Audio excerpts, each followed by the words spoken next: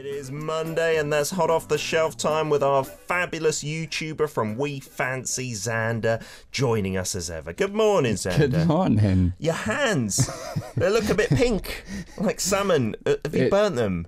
Really badly. Oh, they look sore. Yeah, and look at the skin. It's like leathery now. Yeah, have you put on some aloe vera or something? No. Why not? I don't know where to get it. I mean, I probably could just go to a pharmacy, but I'm really lazy. Oh, goodness, where were you? On the beach or something? We went to do some water sports at a badgie. At a what? A badgie? What's a badgie? Apparently, there's a slang term for water sports. It's a double B up. I think the badgie. I've never heard that before. That's cool. That's water sport like... It's like a water park. You know, there's kind of inflatable things and they pull you around. In the river around Kapyong? Yes. I mean, there's tons of them. Was it fun? Yeah, it was good. Apart from this? Apart from being horrifically burnt. Because it was on any sun cream? No. So, the thing is...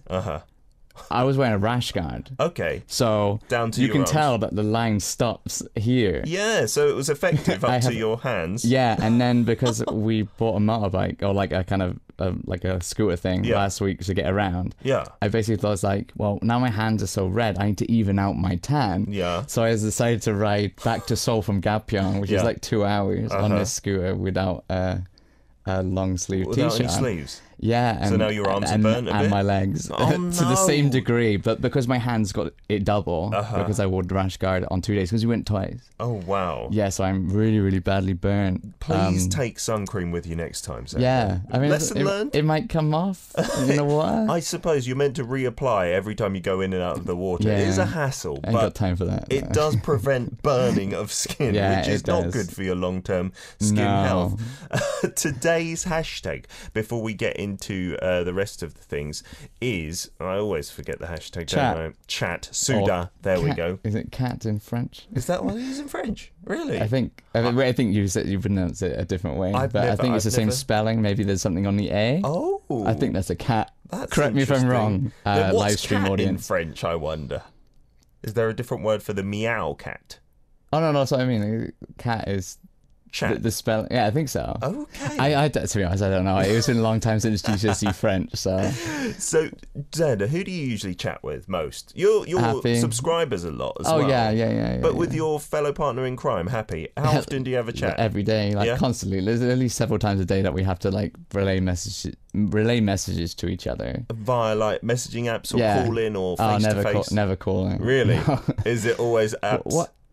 Calling is so time consuming. You got to literally stop what you're doing, concentrate, and you annoy person. Everyone around you. That's true. The only kind of closeness we get to that is we might record a voice message if something's so complicated and long that we don't want to type it. Okay. And it's just easier to say, we'll just do a quick voice record. But otherwise, it's just chatting and send that away. Yeah, but our style of typing is when you break in a sentence, we hit enter. Yeah. Usually. Okay. So when we have a conversation, it's like message, and it keeps going on. And when you're trying to sleep, it's terrible. So you just like silence in that, Not having any more chat. That's interesting. Xander, today's topic is kind of interesting. We usually do things that are really popular with Koreans in Korea, but we kind of flipped the switch a bit today. Indeed. These are items which are become popular overseas. For various reasons. I believe some may be like media related, but other ones are just because of their necessity, like they're useful, and maybe some of these countries don't have them. And it really depends on what country you're in. Like you said, Russia, there's a couple of things that are in Russia or popular in Russia or were popular in Russia and stuff like that. But the first one, I guess, should we just jump into it? Let's jump into it. Okay. Don't jump with this in your hands. No. Though. Okay, so people on the live streams can see what this is. They can probably guess what it is. I'm going to describe it to you. If you know what a pointing trowel is, if you're a DIY person, not. Okay, that's what I thought. No one was going to know what a pointing trowel is. Okay, imagine a pizza slice picker up thing. Yeah. A triangular tool with a handle. Yeah. Now imagine you took the end of that and cut it in half. Made it super sharp. Half a slice. And then you bent the triangle part round, so it's kind of like a. More than like 90 degrees. Yeah, it's like an axe kind of thing, but not on its side. Yeah, okay, so that's a good description. But what is this for? This is a gardening tool. Oh. And it has a Korean name, which is The homie. The homie? Yeah. Hey, homie. Say, go get my homie, yo. Go get the homies. But I think that's what it's called on that big website as well. They've used the Korean name in brackets at least. Homie. Yeah. Yeah, but for some reason it says New Urban Gardening Tour or something, or Farming Tour. That sounds brilliant. New Urban Farming Tour. Yeah, and the reason why, right, okay, so this is used in the 1980s. Can we take off the cover and check it out? It's at your own risk. Okay, yeah, because it is a tool, isn't it? Okay. There we go. It's a bit sharp at the end. So let's... Not too bad. I mean, yeah, but I mean, you put some force in when you're using it. Yeah. But this thing is used like for getting into tight spaces. In like the garden or something. Yeah, and stuff like that. So basically, what they say is that, you know, Korea, they like to use all the space. Because it's a small country. Especially flat land is at a premium. Yeah, I mean, because, you know, what, 70% of it is mountainous? Yeah. So there's not much land to go around for farming and stuff like that. So, like, these can be used for, like... de-weeding, I don't know. think. Yeah, stuff like that, and getting into small spaces and, like, removing things. Yeah. Where in, like, say, like, England, for example, we have everything, like, mechanized, like, big agricultural things, like... Massive huge tractors, combine harvesters, stuff like that. So yeah, like you said, that is popular on the big shopping, the rainforest one, distributor of the world. Yeah. This has become a massive hit in America, apparently, with gardeners, you know, because like we said, there's lots of big tools in America, but for doing your weeds in your garden, this is apparently perfect. Exactly, like not everyone has a few 100 acres to plough, but when you're just doing like a little patch, like a little maybe like herbs or growing something in your garden or something, and you want to, you know. Yeah, just have a little dig. Yeah. You want to. I didn't know that this was a Korean thing. Like, I thought it was an international gardening tool. The only thing gives it away is the label. That's in Korea, right?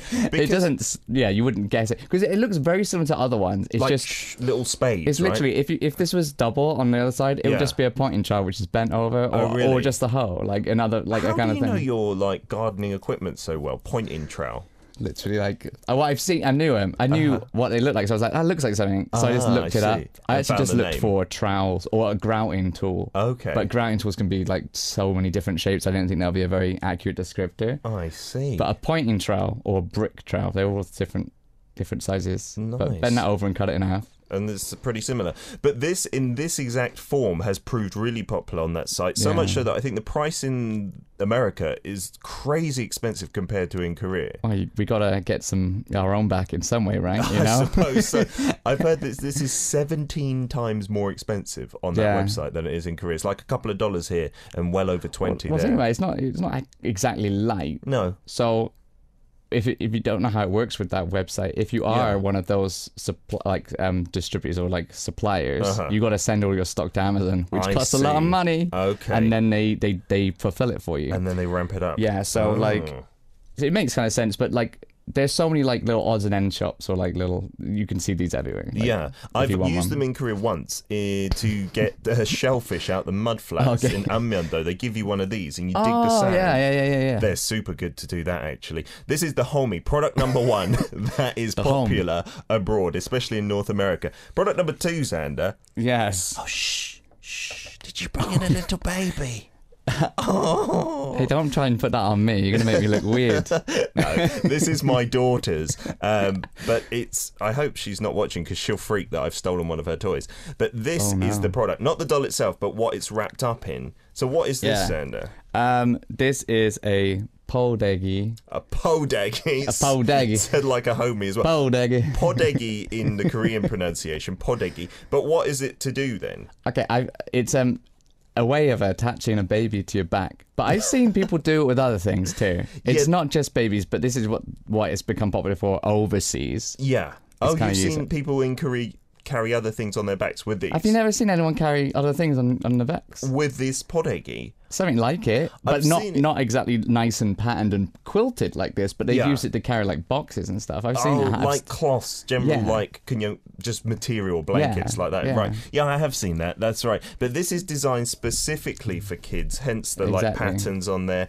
And this bit, the like ropey bit. This is a full-size one that we've got in the studio. Don't cover the mic with the podegi, Peter. That's silly. And so it's a big bit of material and then 2 little straps on it.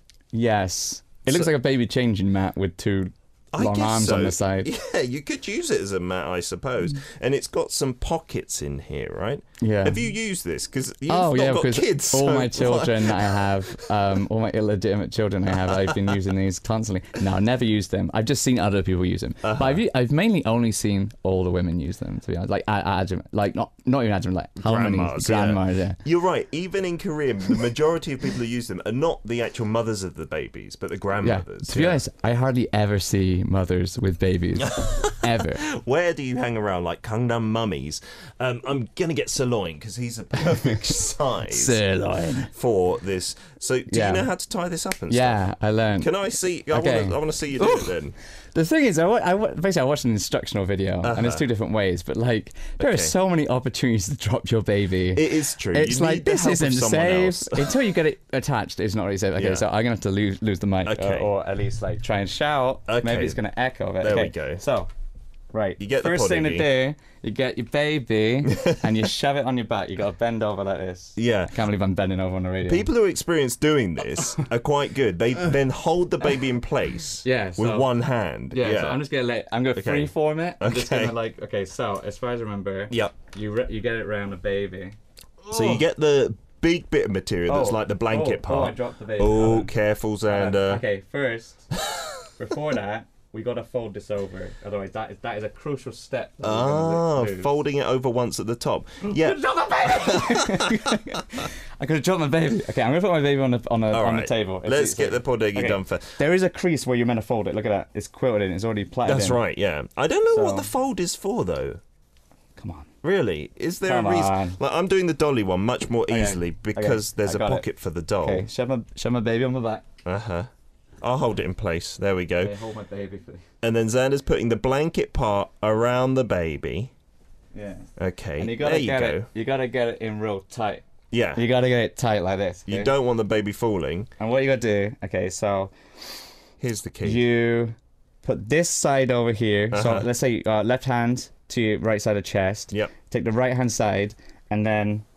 You got to pinch it with your elbow. I'm obviously larger than the Ajumas that were doing this because even though they said it was irrespective of body size, you've not got much. Okay, so you got to pinch it with the arm, shove the first arm over. Oh wow! Take this thing in your right hand, then tuck it in the fold. That's the whole point of the fold, right? Wow! I didn't know that. We never did that with our baby. We were living on the edge, sir. We were. And now I got a little bit of freedom, but still pinch it. Throw the first hand round. Okay, and get that strap under the baby's bottom. I think actually this is the point where she bends over again. So yeah. You gotta do that. Get it under the bottom of the baby, because that supports it kind of sitting. Yeah, I think it's that way. Is that going that way? Yeah. I would have thought it was the other way. No, it's like that, I think. It might be this way. Okay. As long as you can tie it up and have it nice and tight, it doesn't really matter. Xander's doing this for the first time on air here, but it's good practice for when you do have kids. You got to get it underneath the baby's bottom. Yeah, and that supports them sitting there. And then you can tie a knot.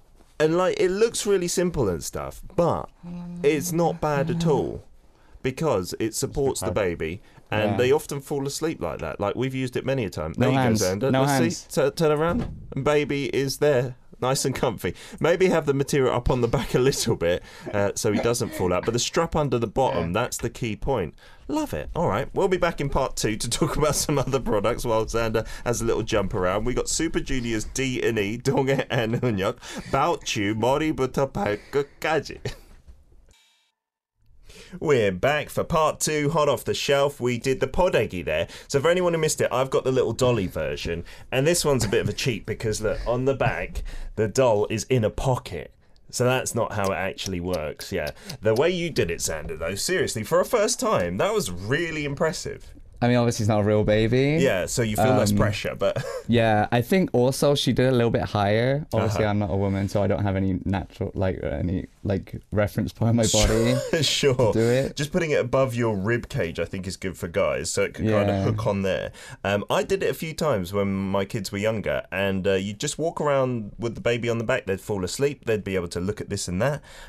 It's quite diverse as well. You can put the strap over the shoulder as well. Lots of different ways to do it. It's pretty cool. It's an interesting way of using materials to there's all the points of where it holds onto your body so it doesn't fall. Absolutely. But What happens when you need to get the baby out quickly is my question. It doesn't... What happens if you forget the baby's on your back and you just lie back? You're like, yeah. It's not good for speed, for sure. But that has proved really popular because it's such a simple product. It's cheaper than the baby carriers, that are all lots of straps and things. Because those can prove real costly, like over $100, some of them. Well, you don't want to skimp on your baby's safety. That's what I'd say. But yeah, if it's people who don't have a lot of money, or they're like, my baby's literally going to outgrow this in 6 months or whatever. Exactly. You don't want to be spending thousands of dollars on these things. No, so that's why I think it's proved popular in other countries as well, just for its cost and simplicity. And it looks kind of nice as well. And you can double it up as a little blanket too. We got a few messages in. We do. What a surprise. Siska, hello. Morning, Xander. Happy Monday. She got sunburned too. Oh wow! Oh, she was away on some island, I think. She was. She was on a trip to Lake Toba. On the weekend, and I saw wonderful Indonesia. Oh, she saw a wonderful Indonesia car. Okay, so it's a brand new car. Makes me remember they should invite me again. Yes, they should. I would love to go back. Although Lombok has now had 3 earthquakes in an hour there, right? Today. Oh, really? Today as well? Within 1 hour, they had 3 earthquakes. So it's really, I don't know why. I mean, obviously, tectonic plates and whatnot. That's why. But they've been hit really badly right now. She said I should go and explore the west side of Indonesia. Really? After the east part. Is that a tip?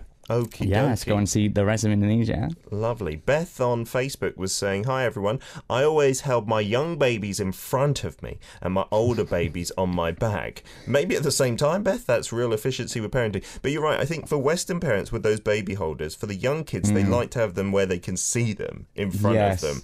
And those ones you can have forward facing and backwards facing. For the podegi, I think it's always facing towards the body. Like you can't turn them around. Yeah, it's a bit uncomfortable. No, that's what I mean. You can't just like whip them out and then do whatever. Yeah.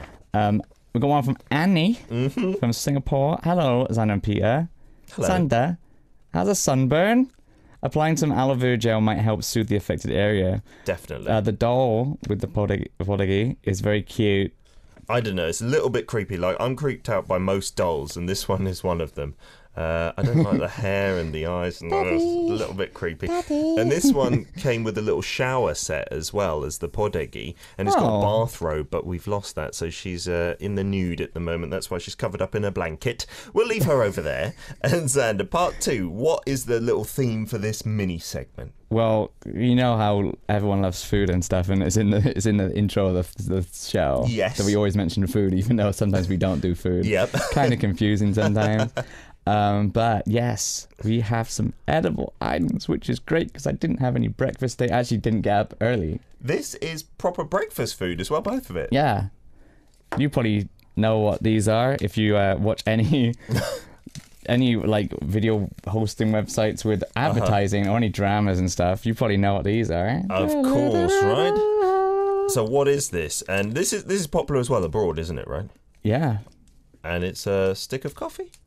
Well, we could say it could be like that. It could be yeah, of course. It is a stick of coffee. But that's not completely accurate. It's not just the coffee. That's true. Oh, no. I'm selling it short. This is why it's special. Because everyone has sticks of coffee. Yeah. But do you get the sticks of coffee with the sugar and the milk powder inside? No, you don't. And that's why these are special. So what is this called in Korea? Do you know the term? I actually... Oh, a mixed coffee. Mixed coffee. Or coffee mixer. Yeah, coffee mix. Yeah, but that's why they say mixed coffee. Yeah. So when they're like... People offer you all the time. If you're in an office... Because literally any office is like... You got the hot water machine with the cold water tap thing. And it's just different types of these coffees. Yeah, or a whole box load of these. A whole box. And people are like, oh, you want a coffee? You want a mixed coffee? Yeah. And then they'll make them. That's what they're talking about, the mixed coffee. So what do you think of these? When you first tried it? Yeah, fine. Yeah? All good. You're not like a coffee snob. I've met some people who are like, no, I'm not drinking. That's not coffee. I mean, it is. It's just not high quality, like really like expensive coffee. It's not gourmet. It's not been freshly made. But it's so convenient. Okay, I have been told to pour it into this cup over here, but then you can't see what's inside. So I'd like to... we got the spoons. There, we can do that, right? So... Yeah, when I drink this, it's really sweet, isn't it? And it's really the thing is, you're going to have to pour quite a lot out because they put it coffee first, because if you are on a diet, you can pinch the other end and stop the sugar coming out. Are you serious? Yeah, is that like a little trick? It's like I think it's sugar, milk, coffee. So if you know where to pinch, you can stop the sugar coming out. Well, I'm going to try and mix it and ruin it. Okay. There we go. And then it's really easy cut, so you just like pull it and it comes off. How cool is that? It's perfect, isn't it? Beautiful. And then I'll try it. Hopefully. There we go. So you've mixed it all up. So there we go. If we can get a little close up of that. So you get the large coffee granules. Yeah, the instant coffee, isn't it? And then the sugar and the kind of milky powder, whatever that's called. What do we call that? I think it's powdered cream, in this case powdered cream, but powdered milk. But powdered milk makes it sound like baby food, doesn't it? Do we call it like condensed? No, that's different. No. That's the stuff for the put bingsu, isn't it? Yeah, because like dried milk. You can get it in powder form in UK separately, but like most people just use real milk or actual cream or whatever. That's true. But there is a name because you get it on airplanes and things like that, I think. You're definitely true. I think isn't it called powdered cream or something? Anyway, creamerizer. Creamerizer sounds good. And then we just pour this in the cup, the whole contents. And you need some very hot water, which these hot water machines usually produce. Yeah, which are in every Korean office, aren't they? Yeah, and then you give it a little stir. And I like to put a little bit of cold water on top. Because I cannot drink hot things. Oh, really? You're not good. It burns me. Okay, it burns many people, doesn't it? But you're it's right. too hot. So Koreans have a higher tolerance, I think, for hot food when you look at the soups and stuff that they eat really quickly. They really don't care about their mouth. No, so this is the hot water that we've got pre-made. And do you know the thing I've seen about many Koreans who drink this? They put in way less water than I would imagine. They do. Like they like it concentrated. So you get like a standard paper cup. They only put like half water in. Yeah. And I go all the way up. Yeah. And then, obviously top it up with what? Exactly. Cold water. That's what I would do usually in the UK. Like espresso, but not because it's got the sugar and the milk. It just makes it more sweet and more like kind of creamy. Extreme. But I've heard that's why many people don't like it, because it's too like sugary. So this is like half full, and I've seen it drunk this way many a time. It's not bad. Would you like a sip? It's going to be really hot. Oh, really? So shall I go for it first? Yeah, I did ask for maybe some cold water, but I was going to say, do you reckon you could eat it without any water? I think that could be an interesting challenge. One that I'd rather not do. Okay. Let me give it a try. So you had to suck it like that. Yeah, so it's really like sugary and really creamy, absolutely. But they hit the spot, they do the job, and there are different versions. There's diet versions if you don't want the sugar. There's different flavours, different many promoted by celebrities as well. Yeah, and they're like, diet. Ooh. I've been terrible with my time management. We've run out of time, so what we're going to do in part 2 is get onto the second food product. How did we go over that bad? This is delicious. I think part 1 we did a bit too long. I get it. We're going to have some more music. 21's Gotta Be You, No Anim Ande. We're back for part 3 of Hot Off the Shelf. A bit of chat on Facebook about K-Cups. What are K-Cups? Is this a K-Cup? Nah, I think they're talking about coffee cup, like little paper cups, I think. I don't know. Oh, I see. Which the country is really cutting down on. I've been enjoying this instant coffee in a plastic cup. This is a reusable one, so we're sticking to the rules these days. Do elaborate on what a K-Cup is. Maybe I'm completely wrong. They said that, I wish people use more degradable... biodegradable K-cups, so I thought they meant. Maybe the coffee cups, the ones at the drive-thrus, who knows? Because we ran out of time. What we're going to do is we've got something that we've got to cook in the studio, so why don't we get that started? I'm just going to pour some water in here. You can start introducing that little item over there. Wow. You wouldn't really think this would be from Korea. I definitely didn't. I think it's originally from America, right? Yeah, I'll go turn it around to the Korean side so it looks more Korean. Okay. Wow, look at this. Wow, so special. This is a special type of cereal, and if you can guess by the color scheme, yes, you're correct. It's Oreo flavored cereal. The kind of black cookies with the cream fillings, right? It's the cereal version, which I found amazing when I came to Korea because I'd never seen it before. No, I mean, we have lots of different types of cereal in the UK. Yeah. But no cookie in cereal form. Well, we got Cookie Crisp, I think. That's a newer-ish one, isn't it? Because I went back and I saw that and I was quite shocked. But these taste different to that. These are more like Wheatos with little marshmallows things stuck in them. They're quite hard as well. Yeah, let's give them a try. We've got some poured into a glass. I'm going to use this dolly as a ramen thing. I don't know if this is appropriate, but it's got a bit of weight. That would be better. Thank you. I'm sacrificing my phone. Okay. There we go. Look like that. Let me get a couple out. Oh, what are those little white things? Little marshmallows, mate. But why are they so hard? Because they're dehydrated, because that's how cereal works. Aha, so when you put in the milk... But do they really get soft when the milk is in there? Yes, they do. Oh, really? They swell up a little bit. For a little bit. They swell up a little bit. Like I said, like, obviously, there is a time... Like you need to consume the cereal when you put the milk in. You don't want to like leave it to get completely soggy unless you're into that kind of weird texture. I haven't eaten these with no milk before, the marshmallows. They're weird. They're like powdery. I ate a whole box. It was 1,500 calories. So these started in the US, but then they stopped being sold there apparently, and they're only now sold in Korea. And so that's why they're popular elsewhere and said to be from Korea because they're only available here. I don't know if you remember... I think in the UK we had the similar thing with the Lucky Charms. Oh, really? I swear that the UK stopped selling them, and we had to keep importing from the US. And it became a kind of hit item. It's like, you gotta get me Lucky Charms when you go to America, bro. Don't know why an American would be saying that. But yeah, you know, it's just one of those things. It's like if it's not available in your country and it's available somewhere else, you're gonna want to go get it. Yeah. And you know, these are really, really unhealthy. These are full of calories, but they taste... honestly, way better without milk. Like, I had them with milk a few times, but they're too sweet for me. Like, I feel like I'm having candy in a bowl with some milk. But without milk, they're just like a nice sugary snack. Yeah, a nice sugary snack. Brilliant, lovely. I'm sure there's all the vitamins and minerals. Yes, there are. All the B1s, the B2s, vitamins in there. As a normal healthy cereal. I saw them on actually English news because a luxury cereal cafe was opened. Sorry, you just I took the cup away. You can't let me start eating them. We've got to eat them all anyway. You put on the desk. We need the cup. Okay. So they were at this luxury cereal cafe and they were telling people, the customers, these is a luxury cereal from Korea. The Oreo one. Where were you? In the UK, watching a BBC News thing. You know there's a cereal cafe in Seoul? Oh, really? Yeah. I went all the way to London for nothing. Silly me. Last part that we're going to do is products popular in Russia. Right, Xander? So yes. What's this? Can you explain? How to explain this one? Okay, so it's called Milkis. Okay. Right. And that's kind of part of what it is, isn't it? Yeah, it's... I guess you could maybe akin it to cream soda, maybe. I've never had cream soda, so Neither have I. No, what is cream soda? Well, it's American, I believe. It's like the kind of milky-looking soda-flavored drink. Yeah. And this is the milk-flavored soda drink, or milk and soda together. It's very interesting. Yeah. If you've never had it before, it might be like, ooh. For Brits, it's a very foreign thing, isn't it? Milk and soda together. Yeah. Do you like this? I don't mind it. When you had it, I mean, it looks like there's Mary Poppins or someone flying over the moon for some reason. Okay. Give it a little tap, because it is still fizzy, isn't it? It is carbonated, it is a little soda, and it's the colour which is interesting. This is why I say it's akin to... There's no more cereal in there. Okay, let me give a little pour. Okay. Does it look... Oh, it looks a little bit like makgeolli, doesn't it? The Korean rice wine. You can actually mix this with alcohol, and we have done... seriously? Oh, do you want the can? Okay.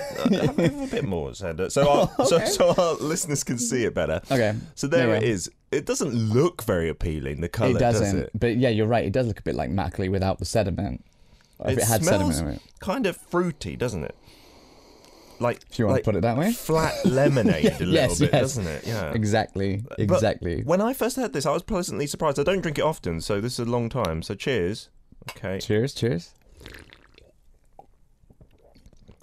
Yeah, because it's got milk in it. It's not as fizzy as carbonated. Yeah. Do you not like it? Like, it's kind of flat. It's kind fine. Of tasting. It's just knowing that it's milk and what milk does when it goes off. It's like, what did they put in it to keep it from going off? Because milk needs to stay fresh. Milk is a bio product. I guess it's made by other animals. Maybe it is some kind of powdered milk, I suppose, right? Fake milk. But yeah, you can mix that. I believe soju. So. And really? I think I've had soju with it. That's cool. Soulkiss. But this is popular in Russia, and apparently there are like 11 flavors you can get in Russia, and in Korea you can only get one. Yes. That's how amazing is that? Yeah. There's a reason to go to Russia if you're a fan of the drinks, and there's so many flavors. Okay, so this one is, I guess, the original. Just milk and soda. Original milk is. Yeah. And then you get like all the fruit flavors in Russia. So you get like strawberry. Wow. Which would probably be quite nice. But is it still milky? I think it's still milky. It's just strawberry flavoured milk? Yeah. Well, perfect. Okay, melon. Lovely. Don't know why you want melon flavoured milk. Okay. That exists in Korea too. Yeah. Apple. Lovely. Pineapple. Nice. Peach. Orange. Yep. Mango. Uh-huh. Grape. Lemon. and banana nana. Wow, and you can't get any of those in Korea. No, there's maybe because of the chemicals in them. Mm-hmm. I noticed like when I was in Kazakhstan, they were like, here's some really cool, authentic Russian sodas or like carbonated beverages. Okay. But they don't sell them anywhere else because they're illegal. Oh, really? There's so many bad things in them you cannot sell them overseas or something. But and they were way sweet. They were super crazily sweet.